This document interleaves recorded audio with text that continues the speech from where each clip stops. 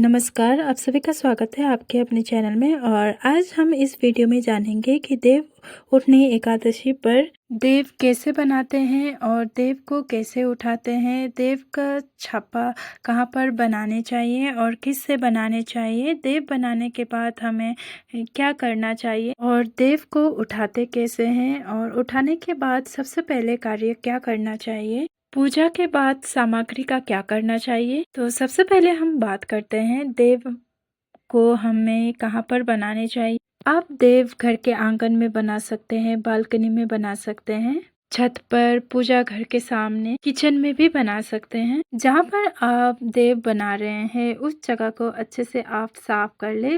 थोड़ा सा जल में गंगा जल डालकर उस पर पोछा लगा लीजिए।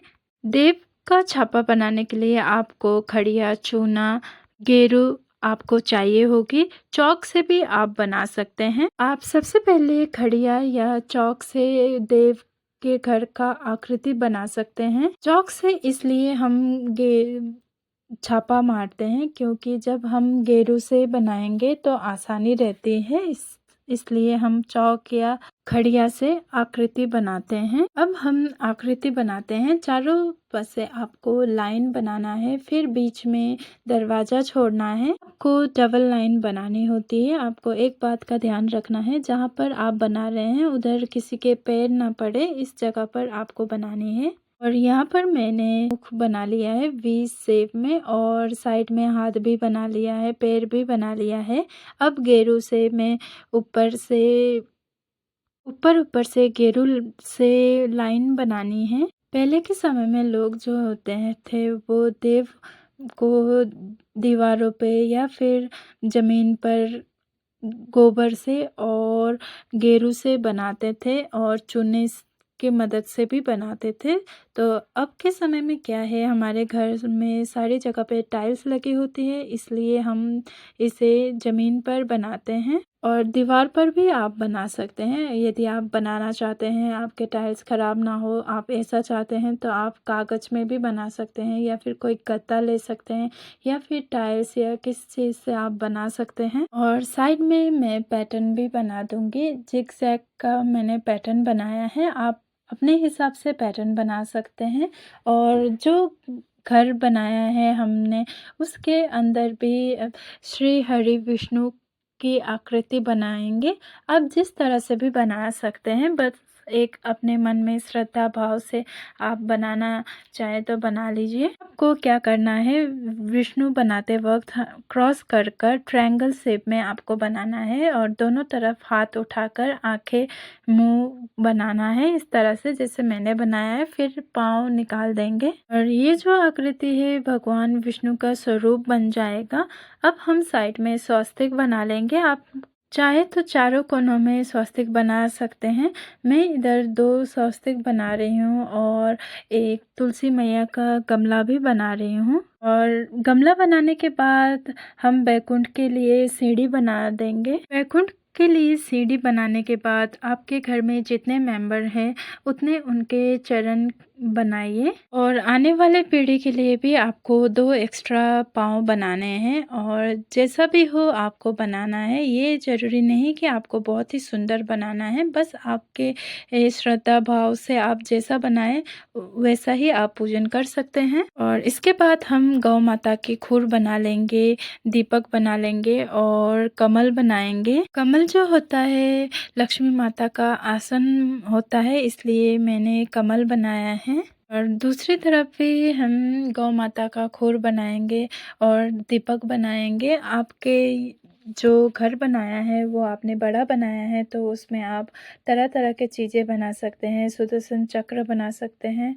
शंख बना सकते हैं, जो भी चीज़ें शुभ है वो आप बना सकते हैं। भगवान विष्णु जी से और माता लक्ष्मी जी से, गौ माता से रिलेटेड जो भी चीज़ें हैं वो आप बना सकते हैं। और ये जो देव का घर है आपको दिन में बनाने होते हैं, तो दिन में किसी भी समय आप देव का घर बना लीजिए। और ये गेरू जो है वो सूख जाने के बाद आपको कुछ सामान यहाँ पर हमें रखना होता है, जैसे नई फसल की कुछ चीज़ें जैसे होती है वो हमें रखनी होती है। और विशेष कर हम गन्ना अवश्य ही रखेंगे। देव उठनी एकादशी पर गन्ने का विशेष महत्व होता है, इसलिए हम गन्ना अवश्य ही रखेंगे। दोनों हाथ पर हमने गन्ना रख दिया है।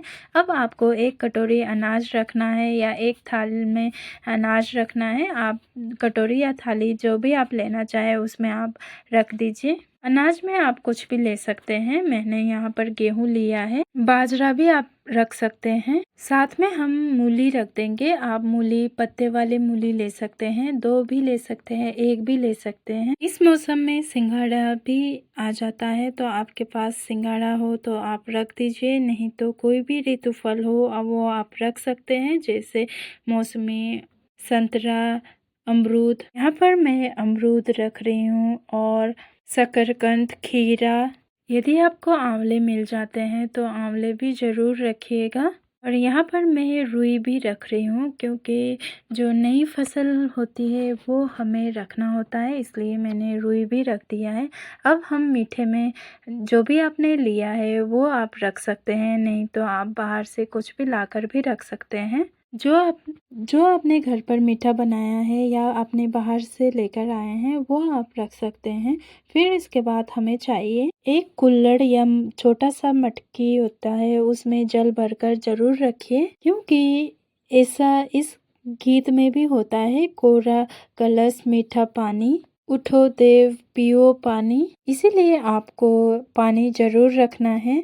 इसके बाद हमें देसी घी का दीपक रखना होता है। जब आप दीपक रखें वो आपको आसानी से प्रज्वलित कर सके, उसी हिसाब से आपको रखना है, पास में रखना है। फिर उसके बाद हमें इन चीज़ों को ढकना है। आप टोकरी भी ले सकते हैं इसे ढकने के लिए, या फिर शुद्ध कोई बर्तन आप ले सकते हैं जो कि आपने किचन में यूज़ ना किया हो। पूजा में यूज़ करने वाली थाली भी आप ले सकते हैं जिससे कि सामान ढका जाए, या फिर प्रात आप ले सकते हैं।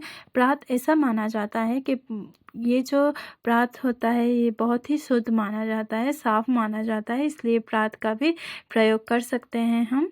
और यहाँ पर मैं प्रात परात से ढक रही हूँ। और जिस तरह से आप ये जो सामान ढक रहे हैं, प्रात या जो भी आप ले रहे हैं, उससे क्या होना चाहिए कि जितने भी सामान रखे हैं वो पूरा ढक लेना चाहिए, अर्थात ढका होना चाहिए। अब हाथ जोड़कर हम यहाँ से हट जाएंगे। और ये जो तैयारी है, ये जो सामान रखकर हमें ढकना है, वो दिन में किसी भी समय पर कर सकते हैं। और इसे ढकने के बाद इसे हिलाना डुलाना नहीं है, बस ढके रहने देना है। फिर हमें बाद में सूर्यास्त होने के बाद सभी घर के सदस्यों को हम इकट्ठा कर लेंगे। बच्चों को भी इकट्ठा करने के बाद हम हाथ जोड़कर देवों से आग्रह करेंगे उठाने के लिए। हे देव, आप अपनी योग निद्रा से जागिए, सृष्टि के संचालक कार्यभार को संभाले, कार्यभाग को संभाले। इसके बाद हम ताली बजाकर, शंख बजाकर या घंटी बजाकर या फिर थाली बजाकर हम देवों को उठाएंगे, या फिर जो हमने प्रात से ढका है उसको भी हम प्रयोग कर सकते हैं, जैसे कि थाली प्रात जो है रखा है फिर हम बजा सकते हैं। और जो प्रात हम रख रहे हैं उसके ऊपर स्वास्तिक बना लीजिए, या फिर दूसरी थाली ले रहे हैं तो उसमें भी स्वास्तिक बना लीजिए। फिर अब हम थाली बजाएंगे या फिर प्रात बजाएंगे। थाली को बजाते हुए हम गीत उठो देव बैठो देव, पाटकली चटकाओ देव, आषाढ़ में सोए देव, कार्तिक में जागे देव, कोरा कलश मीठा पानी, उठो देव पियो पानी।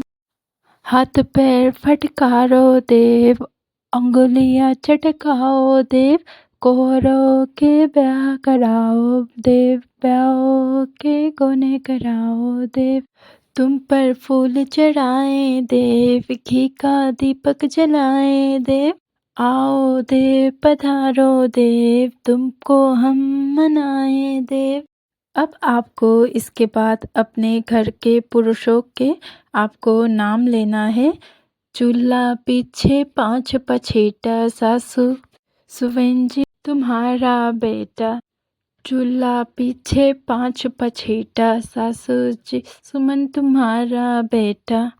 अब आपको अपने घर की बहुओं के नाम लेने हैं। जैसे मैं यहाँ पर अपना और अपने जेठानी का नाम ले रही हूँ। आप अपने घर के बहुओं के नाम लेना। ओने कोने लटके चाबी, सीता है तुम्हारी भाभी। ओने कोने लटके चाबी, पूनम है तुम्हारी भाभी। अब आपको अपने घर के बच्चों के नाम लेना है। अभी कोनो तुम्हारा वीरा, ओने कोने छांझ मंजीरा। अभी गोलू तुम्हारा वीरा, ओने कोने छांझ मंजीरा। एंजी गोलू है तुम्हारा वीरा। अब इसके बाद आपको गाना है उठ नारायण बैठ नारायण। उठ नारायण बैठ नारायण, चल चने के खेत नारायण। मैं बोऊं तो सींच नारायण, मैं काटूं तो उठा नारायण। मैं पीसूं तो छान नारायण, मैं पाऊं तो खा नारायण। इसके बाद आपको अपना सरनेम या गोत्र बोलना है और गाना है। जैसे मैं यहाँ पर अपना सरनेम बोलकर गा रही हूँ, वैसे ही आपको भी गाना है।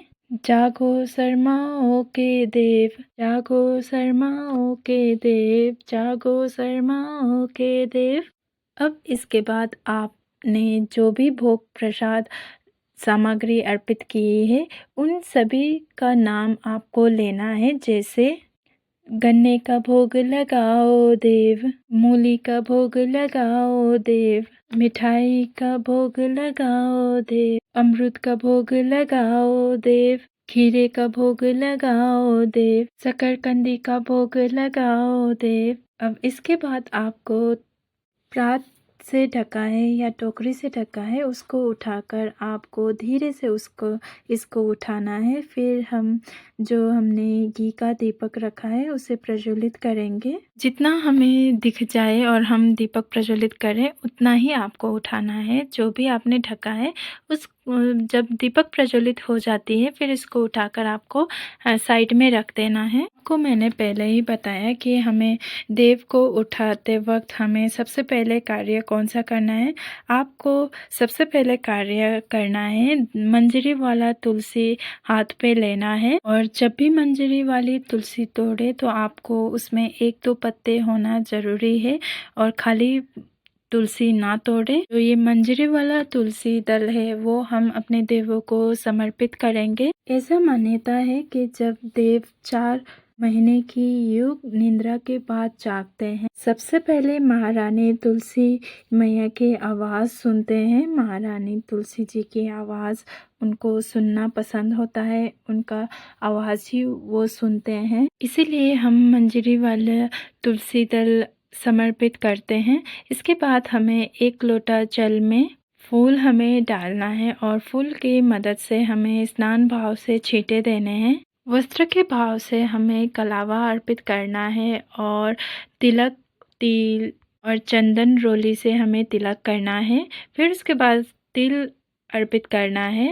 तिल समर्पित कर देंगे। फिर उसके बाद हमें पुष्प अर्पित करना है। पुष्प नहीं है तो कोई बात नहीं, आप बिना पुष्प के भी इस पूजन को कर सकते हैं। तो यथासंभव अब हम दक्षिणा अर्पित कर देंगे और जो हमने दीपक प्रज्वलित किया है उसी दीपक से हम प्रेम पूर्वक हम बहुत ही प्यार से हम आरती करेंगे देव की।